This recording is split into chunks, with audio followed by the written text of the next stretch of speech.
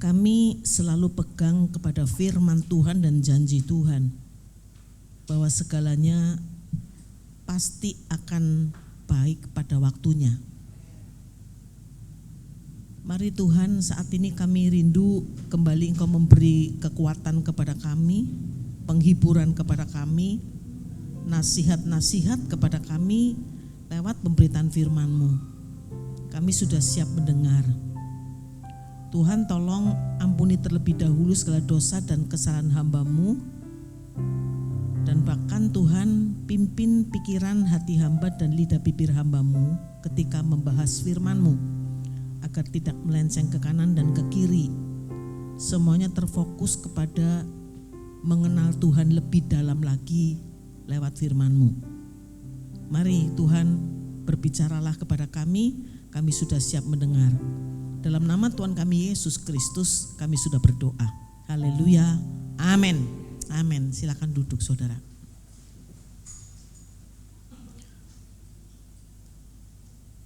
Shalom. Selamat pagi menjelang siang. Saudara, sempat gak ya saudara-saudara yang senang baca berita gitu ya, tentang fosil-fosil yang diketemukan yang usianya bahkan jutaan tahun.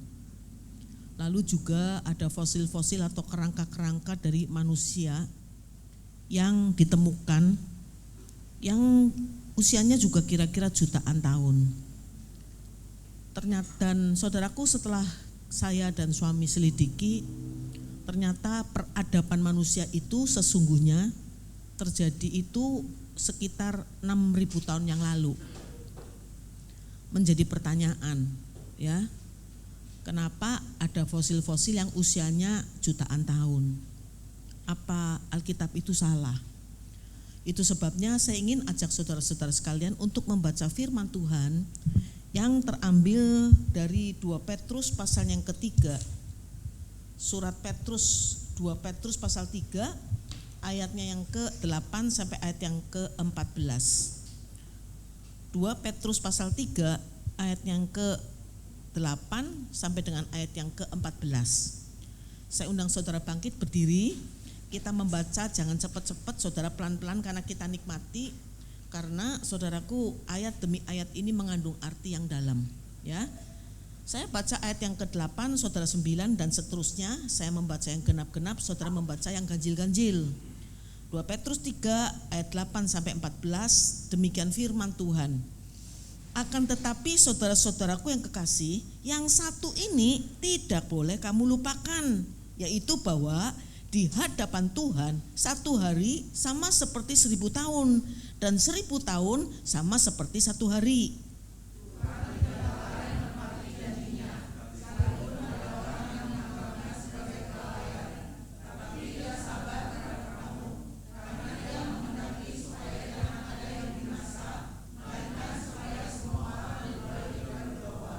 Amin saudara. Tuhan sabar, ya, karena dia gak ingin satu orang pun tidak diselamatkan. Tuhan ingin semuanya diselamatkan. Ayat 10, tetapi harinya Tuhan akan tiba seperti pencuri. Pada hari itu langit akan lenyap dengan gemuruh yang dahsyat, dan unsur-unsur dunia akan hangus dalam nyala api, dan bumi dan segala yang ada di atasnya akan hilang lenyap.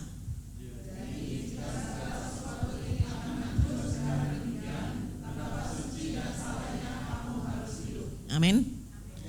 Ayat 10, ayat 11, ayat 12 itu diulang lagi seperti ayat 10, bunyinya hampir sama. Ayat 12, yaitu kamu yang menantikan dan mempercepat kedatangan hari Allah. Pada hari itu langit akan binasa dalam api, dan unsur-unsur dunia akan hancur karena nyalanya.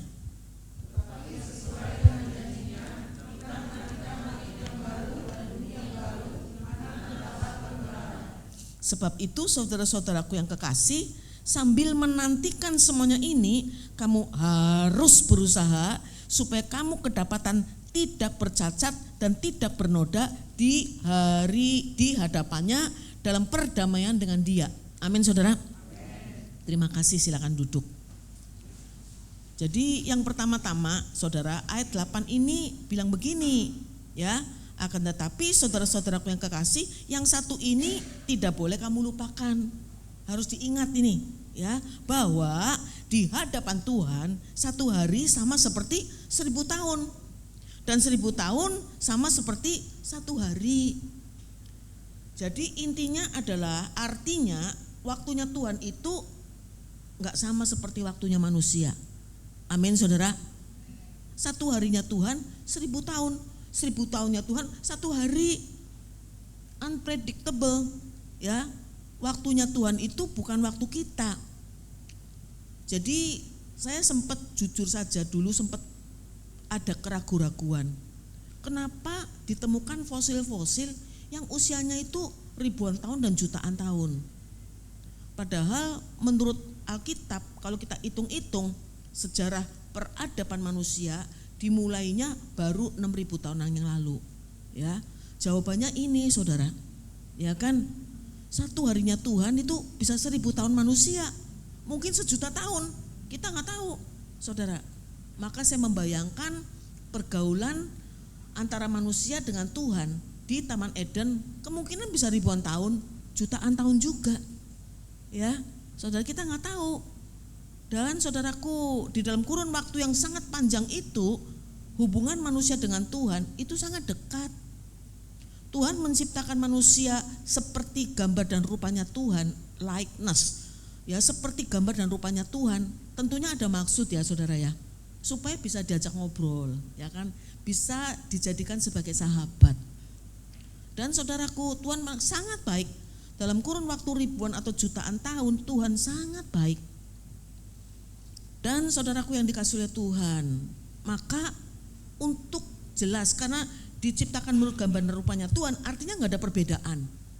Maka Tuhan perlu untuk membuat perbedaan dengan menciptakan pohon pengetahuan, supaya ada perbedaan antara yang menciptakan dan yang diciptakan, antara yang memerintah dan yang diperintah.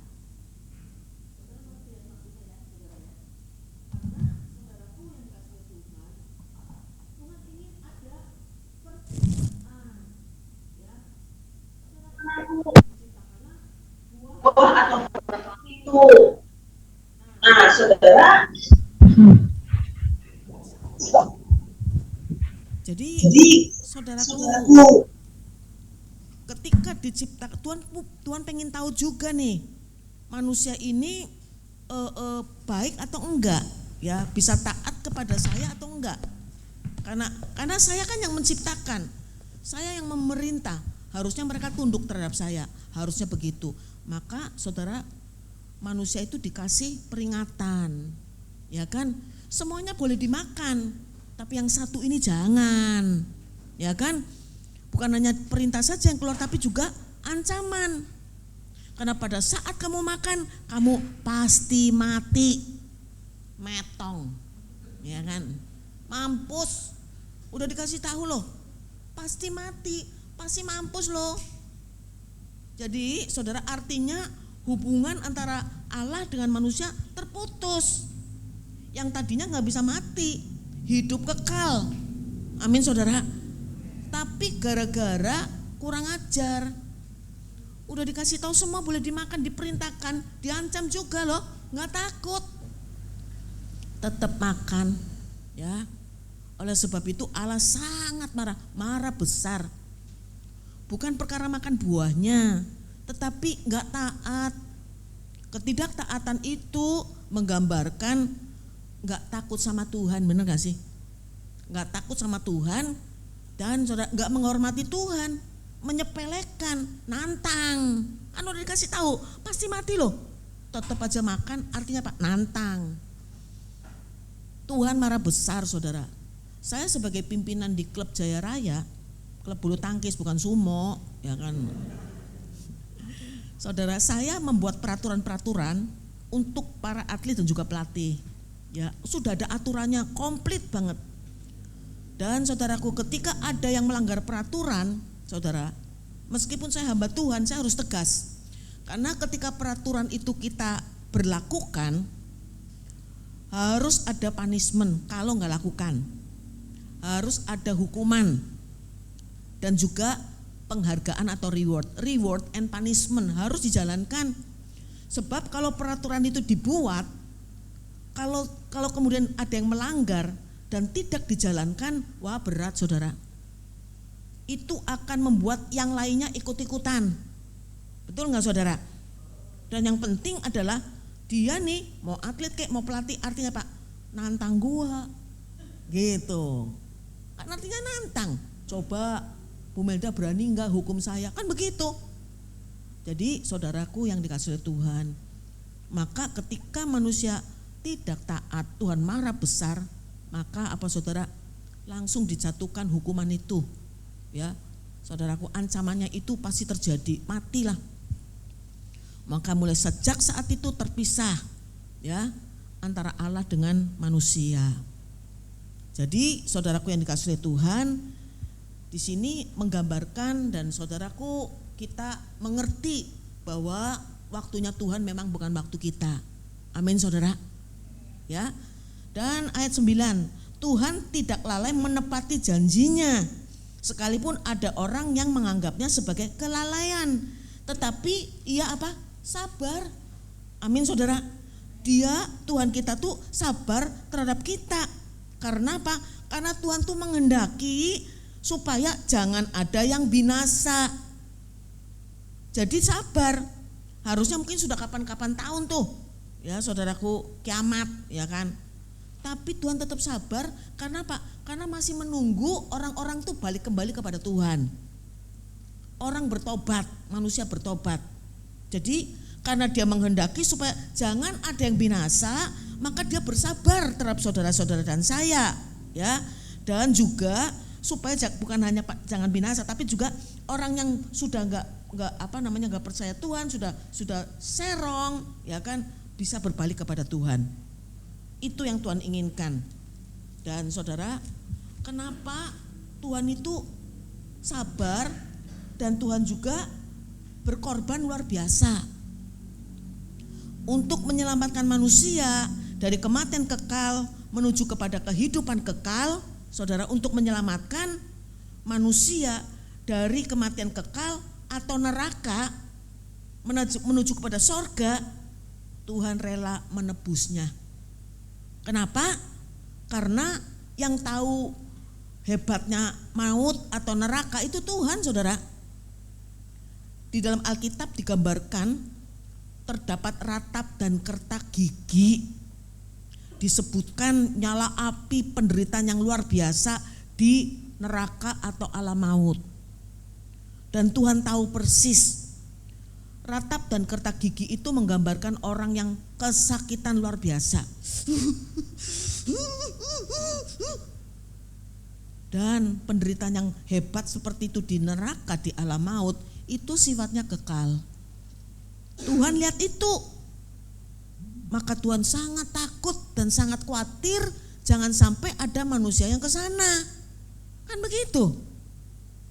Tuhan sangat khawatir, Tuhan sangat takut jangan ada yang ke sana. Karena hebat banget. Meskipun untuk menyelamatkannya Tuhan harus jadi manusia untuk memberikan contoh tentang ketaatan. Ketidaktaatan hanya bisa dikalahkan oleh ketaatan. Manusia nggak bisa taat, sulit dan sangat sulit, tidak bisa bahkan untuk taat, udah dari sononya. Maka Tuhan menjadi manusia akan memberikan contoh tentang ketaatan. Itu kira-kira saudara gambaran tentang keselamatan. Kenapa Tuhan mau mati bagi dosa-dosa kita? Karena upah dosa apa? Maut. Amin saudara. Dan Tuhan tahu yang namanya maut itu dahsyat. Dan yang bisa menyelamatkan kedahsyatan maut itu adalah ketika manusia taat. Tetapi manusia nggak bisa taat kalau nggak ada teladan.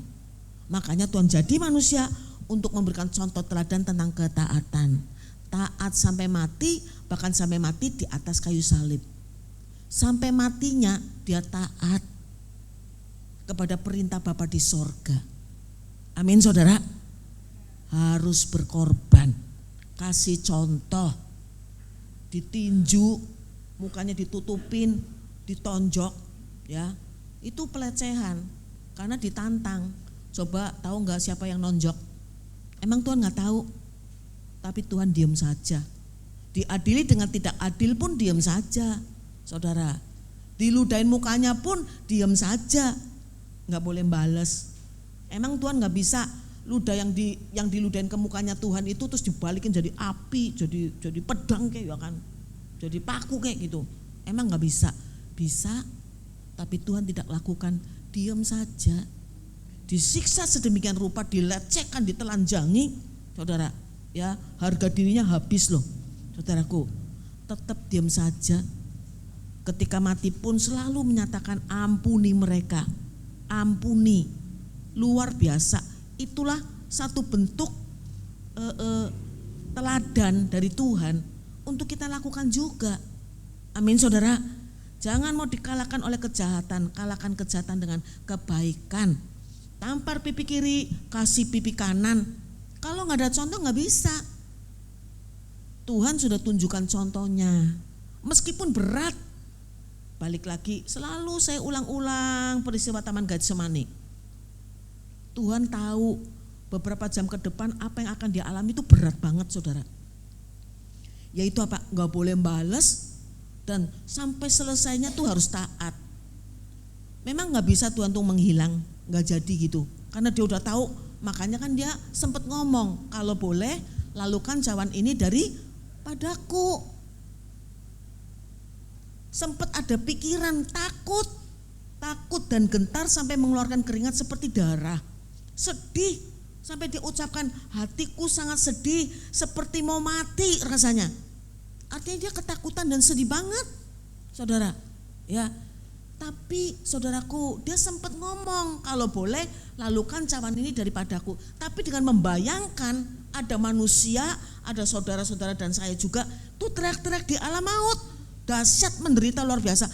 Kalau hanya di situ itu sekedar panas kena api doang, kebakar doang, mungkin Tuhan nggak perlu mati untuk kita lagi, ya kan? Katanya begini, kalau dosanya besar apinya gede di neraka, kalau dosanya kecil apinya kecil. Nggak ada yang begitu, saudara, ya. Tetap aja dahsyat dan menderita. Dengan membayangkan kalau Tuhan nggak taat, kalau Tuhan bilang ya sudahlah, ya kalau boleh lalukan cawan ini daripadaku, nggak jadi saja deh, nggak jadi disalib, nggak jadi terus ngilang. Emang nggak boleh? Boleh saja karena dia Tuhan, batal, nggak jadi menyelamatkan saudara dan saya.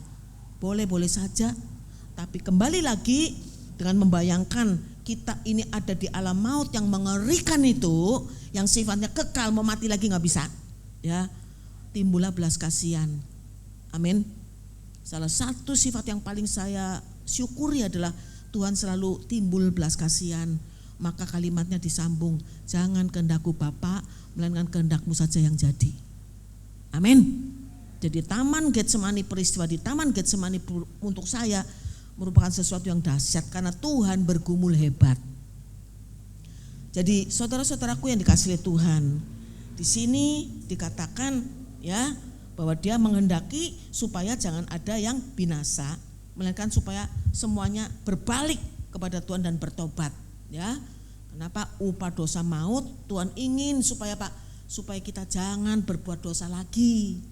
Tuhan saja takut, Tuhan saja khawatir, jangan sampai ada yang ke sana. Kok kita nggak takut? Berbuat dosa lagi, saudara. Ya, iri hati, dengki, lalu apa? Fitnah, ngata-ngatain orang, ngomongin orang, itu dosa juga loh, saudara. Apalagi selingkuh, waduh, ya suami selingkuh, loh, yang selingkuh bukan suami aja zaman now, ada juga yang istri yang selingkuh, ya kan, dan nggak takut, nggak mau bertobat. Hari ini Tuhan ingin supaya saudara mengerti ini, Tuhan saja khawatir, Tuhan saja takut, jangan sampai dia ke sana. Kenapa kita nggak takut? Intinya hari ini saya lagi takut-takutin saudara. Amin, amin. Kan waktunya pendek. Tuhan kasih umur buat kita menurut Alkitab 70, kalau kuat 80, ya. Lebih dari 80 bonus. Waktunya pendek, 70 tahun. Ya kalau sampai, saudara, ada banyak lah. Yang terakhir itu pemain bulu tangkis juga umurnya sekitar samaan loh, 35, 38. Yang pertama tuh namanya Rian, mantan atlet bulu tangkis. Yang kedua tuh Markis Kido, anak Jaira. Saya sedih banget loh, sampai sekarang masih gak percaya Markis Kido meninggal. Yang ketiga tuh terakhir itu kira berapa bulan lalu, namanya Empur. Dulu di Jawa Barat pernah jadi partner saya. Usianya sekitar segitu, gak ketahuan saudara. Sehat walafiat, main badminton. Meninggal, gak ketolongan tuh Kido, Markis Kido. Dilarikan ke rumah sakit, gak ketolongan. Rian main pertama kali babak pertama pertandingan nih saudara, menang. Lalu babak kedua berikutnya jam 10 malam dia pergi keluar makan dulu tuh, pamit izin sama partnernya karena main double. Keluarlah dia jam 10 malam persis dipanggil sama wasit untuk masuk lapangan, gak datang-datang. Sama partnernya dicarilah, ya dicari. Lihat Rian gak pak? Gitu. Oh tadi kayaknya kesana nah, ya diparanin kesana. Tidur-tiduran, dipikir ketiduran, meninggal saudara. Usia 35 tahun. Empur pun begitu, gak ketolongan. 35. Jadi bagi yang apalagi usianya 35-an bahaya. Hati-hati ya kan. Udah lewat tuh ya. Kalau 70 harusnya udah 2 tahun lalu metong wah ya. Meninggoy ya. Tuhan baik. Amin saudara. Jadi hati-hati, apalagi ini diperingatkan nih ayat 10. Tetapi hari Tuhan akan tiba seperti pencuri lah. Ya, pada hari itu langit akan lenyap dengan gemuruh yang dahsyat, unsur-unsur dunia akan hangus dalam nyala api, dan bumi dan segala yang ada di atasnya akan hilang lenyap. Harinya Tuhan seperti pencuri. Harinya Tuhan itu kiamat, atau harinya Tuhan ketika kita menghadap Dia, kan begitu maksudnya. Amin saudara. Seperti pencuri. Bahkan ada yang Tuhan Yesus kasih contoh itu 5 gadis bijak, 5 gadis bodoh. Ketika yang 5 gadis yang bodoh itu ketiduran, datanglah Tuhan dari pesta itu saudara. Ya, artinya kita nggak tahu kapan harinya Tuhan itu, kita nggak tahu kapan. Ada yang ngomong begini, kalau gitu Tuhan curang, nungguin kita lengah baru Dia datang. Waktu kita lengah, datang enggak saudara ya. Kan tadi udah dikasih tahu, Tuhan gak ingin ada seorang pun yang masuk neraka. Maka Dia sabar menunggu kita. Amin saudara. Harinya Tuhan seperti pencuri. Ya, gak tahu kapan, maka menurut saya siap sedialah setiap saat. Kita gak tahu kapan Tuhan panggil kita. Saya punya teman, mungkin sebulan yang lalu saya pelayan di sebuah gereja. Dia bersaksi, ya kayaknya udah 20 tahun yang lalu tuh suaminya meninggal. Meninggalnya tuh berat banget saudara. Karena setelah selesai ibadah di rumahnya, persekutuan doa para pengerja. Nah setelah teman-temannya para pengerja itu pulang, karena itu hari Sabtu kan, besokannya pelayanan, pulang. Mereka siap-siap mau tidur tuh, istrinya sikat gigi, suaminya udah sikat gigi duluan dan udah naik ke tempat tidur bu, ya. Lalu berdoa nih, atau dia telungkup begitu. Saya pikirkan dia lagi menyembah Tuhan, ya. Selesai di kamar mandi, saya naik ke tempat tidur, saya bangunin dia, meninggal, saudara. Nggak tahu kapan datangnya, ya. Jadi saudara-saudara dan saya, ayo kita siap-siap saja sih. Tuhan ingin supaya apapun yang terjadi, ya saudaraku, tetap taat setia kepada Tuhan. Amin saudara. Dan ayat yang ke-11 peringatan untuk kita. Jadi jika segala sesuatu ini akan hancur secara demikian, betapa suci dan salehnya kamu harus hidup. Betapa suci dan salehnya kamu harus hidup. Menjalani kehidupan ini, please saudara, saya juga masih jauh dari kesucian dan saleh ya saudara ya. Tapi at least sudah berusaha loh. Amin. Berusaha saudara. Jangan jadi orang Kristen yang tidak pernah berusaha sama sekali untuk taat pada firman. Jangan. Betapa suci dan salehnya kamu harus hidup. 1 Petrus 4 ayat 18. Hampir sama tuh. Jika orang benar hampir-hampir tidak diselamatkan, apakah yang akan terjadi pada orang fasik dan orang berdosa? Bayangkan saudara, ya. Jika orang benar saja hampir-hampir tidak diselamatkan, apa yang akan terjadi pada orang fasik dan orang berdosa? Betapa harus suci dan salehnya kamu tuh hidup. Jangan hidup sembarangan. Amin saudara. Oh, kita percaya ketika kita menerima Tuhan Yesus sebagai juru selamat, kita pasti selamat. Pastilah. Sesuai janjinya kan? Barang siapa yang percaya kepadanya tidak binasa, melainkan beroleh hidup yang kekal. Kita terima Tuhan Yesus sebagai juru selamat, kita pasti selamat. Tapi itu kan kalau langsung metong. Kalau itu langsung mati. Seperti penjahat yang di sebelah kanan Tuhan Yesus. Hari ini juga kamu sudah bersama-sama dengan aku. Tapi saudara, saya gak tahu saudara terima Tuhan Yesus sebagai juru selamat kapan. Saya sekitar tahun 80-an. Berarti sudah 43 tahun saudara, ya, bertobat. Dan sampai hari ini gak mati-mati. Maka dari itu sekitar 40 tahunan ini saya berjuang luar biasa saudara. Jatuh bangun. Tapi saya berusaha, sekalipun saya sempat putus asa, saya apatis. Tapi Tuhan tetap ingatkan, saya yakin percaya firman Tuhan yang kita baca dan kita dengar itu tidak akan pernah hilang di sepanjang hidup kita kan. Meskipun mungkin kita lupa ditulisnya di mana, kita lupa. Tetapi gaungnya gak akan hilang. Dan juga Roh Kudus yang Tuhan anugerahkan buat saudara dan saya juga gak pernah hilang, gak pernah pergi. Kenapa? Karena itu janjinya, itu firman-Nya. Aku akan menyertaimu senantiasa sampai kesudahan, sampai akhir zaman. Kan itu firman, itu janji. Kita yakin percaya, yang selalu saya ulang-ulang tuh, yang namanya firman Tuhan, janji Tuhan tidak akan berubah, gak akan batal. Amin saudara. Pasti terjadi. Di dalam setiap khotbah tuh saya selalu ingatkan ini. Seperti air hujan dan salju turun dari langit, dia gak akan kembali ke situ. Pernah ngeliat gak air hujan yang udah turun balik menewas, naik lagi? Nggih Pak, nggih, gak pernah nggih Pak nggih. Ya kan? Gak pernah. Apalagi kalau hujan terus kemudian banjir, dulu banjir terus gara-gara Ahok, puji Tuhan ya kan. Saudara terus kepengen hujan balik lagi, gak mungkin. Melainkan dia akan mengairi bumi, membuatnya subur, menumbuhkan tumbuh-tumbuhan, memberikan benih kepada penabur dan roti kepada orang yang memakan. Demikianlah firman-Ku yang keluar dari mulutku, dia tidak akan pernah kembali kepadaku dengan sia-sia, melainkan dia akan melaksanakan apa yang Ku kehendaki dan akan berhasil dalam apa yang Ku suruhkan kepadanya. Amin. Tepuk tangan untuk Tuhan. Akan berhasil.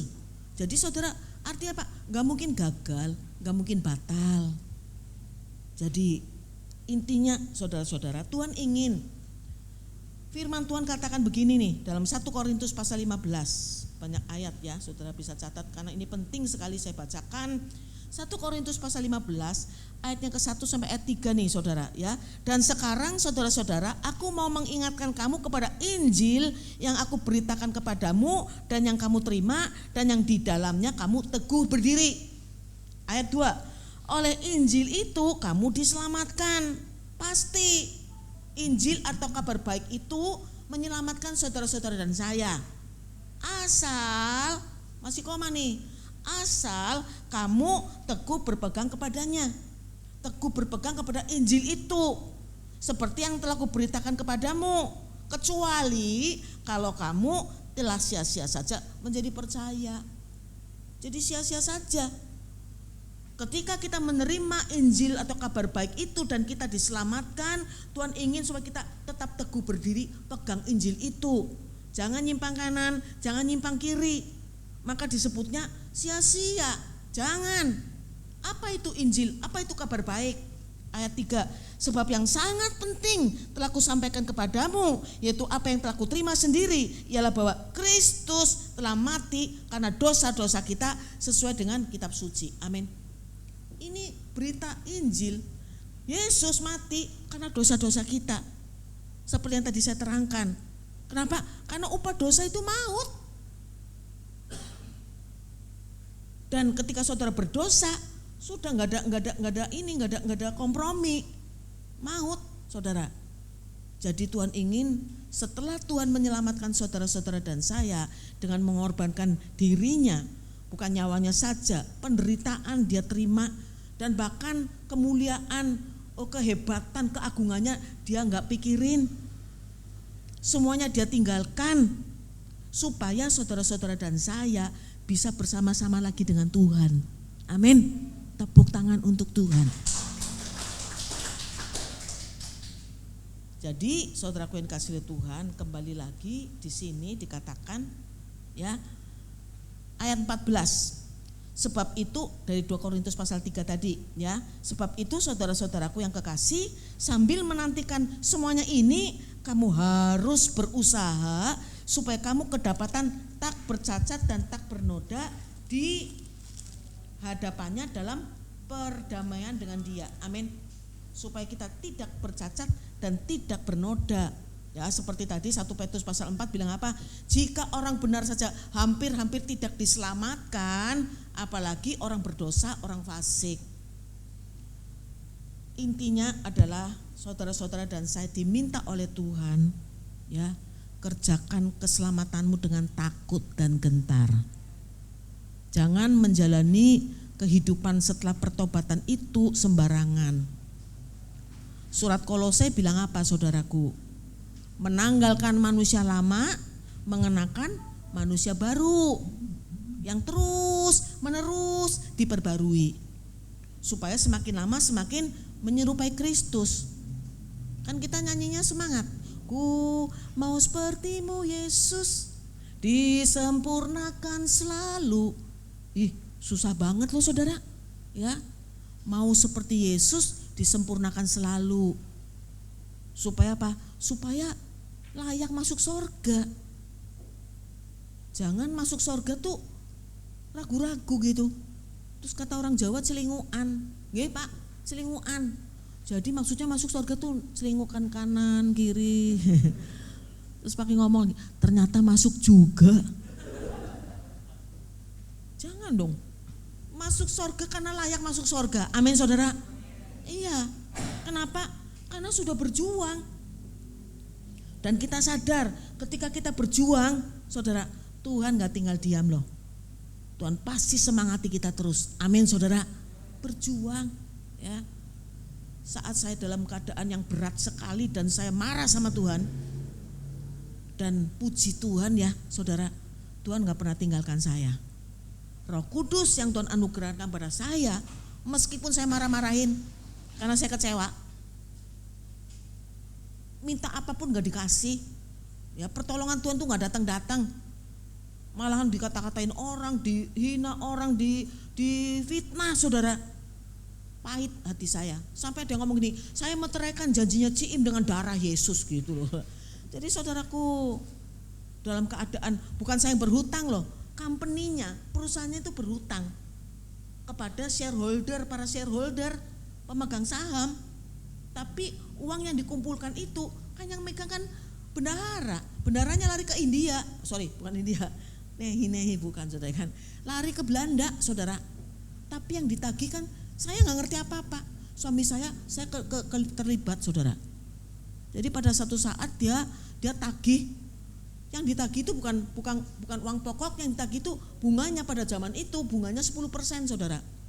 Ini hamba Tuhan loh, sudah khotbah, istrinya jadi worship leader, bukan lu Yusti, bukan ya kan.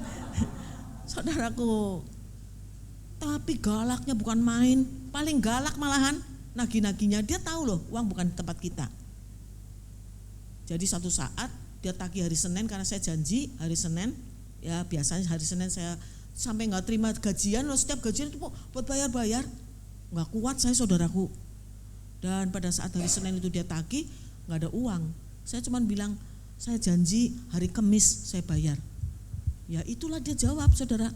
Saya meteraikan janjinya Ciim dengan darah Yesus, begitu.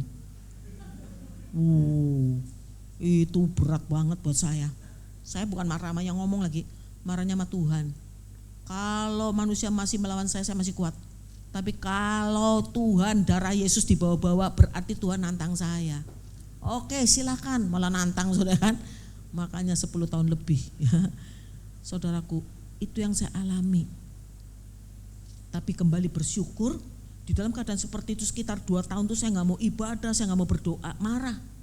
Dan ketika saya merasakan Roh Kudus kuat hadir, malah saya usir-usir, sana-sana. Dan puji Tuhan, Tuhan gak pernah tinggalkan saya. Kalau Tuhan gak pernah tinggalkan saya, Dia pasti tidak akan pernah tinggalkan saudara juga. Amin. Tepuk tangan untuk Tuhan. Maka yang Tuhan inginkan, saudaraku, tetaplah taat. Gak apa-apa, jalani semuanya itu. Prinsip hidup saya adalah badai pasti berlalu. Pasti ada jalan keluar. Itu yang saya alami. Dan saya tetap percaya yakin ketika kita melakukan perintah Tuhan, pasti ada bonus. Amin, saudara. Ketika kita taat, sama seperti saya nih sebagai ketua di klub Jaya Raya, kalau ada yang mentaati peraturan, anaknya baik, saya kasih bonus.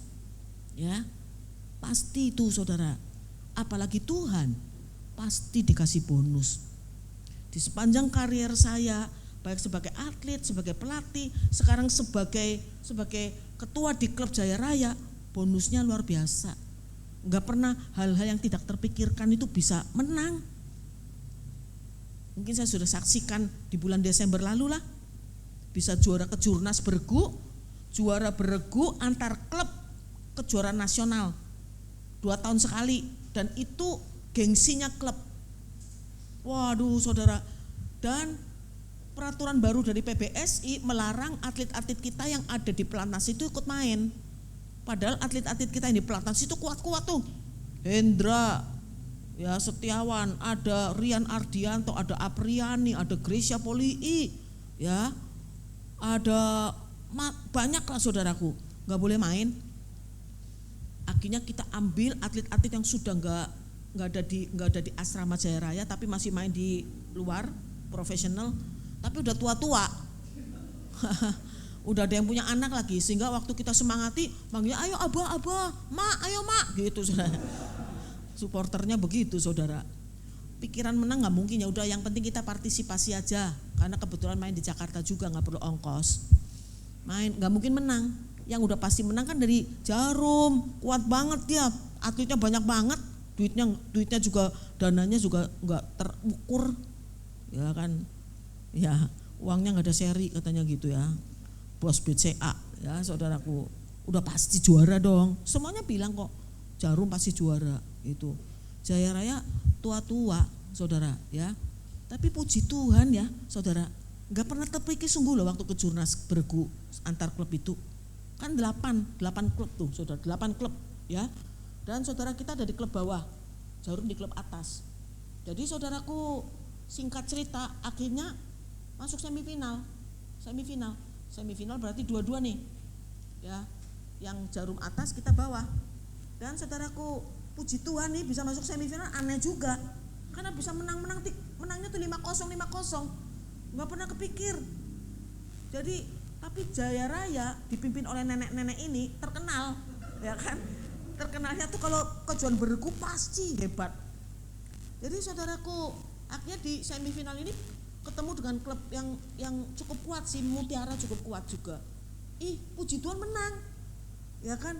Nah ini kan kita memang sih kita doain sih, meskipun nggak mungkin Jarum, mudah-mudahan Jarum kalah sama Eksis, nggak mungkin sebetulnya. Kalahnya gimana saudara?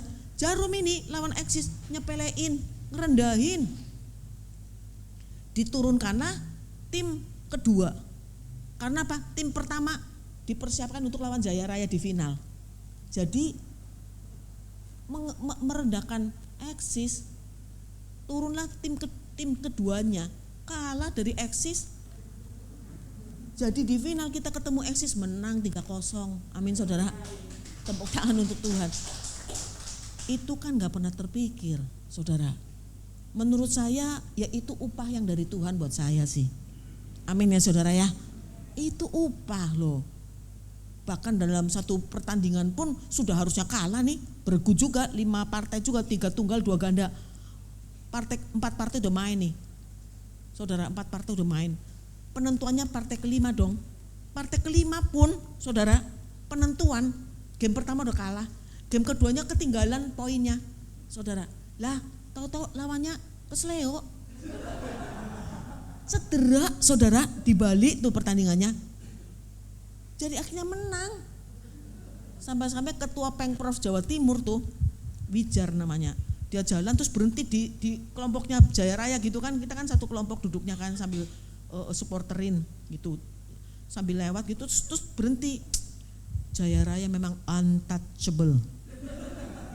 Tidak tersentuh. Amin. Saya percaya kalau bukannya Jaya Raya saja yang untouchable, tidak tersentuh, saudara-saudara juga untouchable. Amin. Tepuk tangan untuk Tuhan. Tidak tersentuh, saudara. Itulah upah dari Tuhan. Jangan takut, jangan khawatir. Carilah dahulu kerajaan Allah dan kebenarannya, maka semuanya akan ditambahkan. Menurut saya yang ditambahkan oleh Tuhan kepada saya, tambahannya ya sudah diberkati. Tambahannya adalah saya kemana-mana itu puji Tuhan, dijaga Tuhan, gak kecelakaan. Karena kemana-mana nih saudara, lebih banyak saya setir sendiri. Nyetirnya truk lagi, truk ya, mobil gede saudara. Kayak saudara saya kan udah 10 kali lebih dioperasi ya toh, panggul kanan kiri, yang kiri 4 kali, lutut kanan kiri sudah dipotong juga. Waktu dipotong pertama kali yang kanan itu biusnya bius lokal, jadi gue kedengeran nih, gergaji gue denger loh. Wah kacau saudara kan.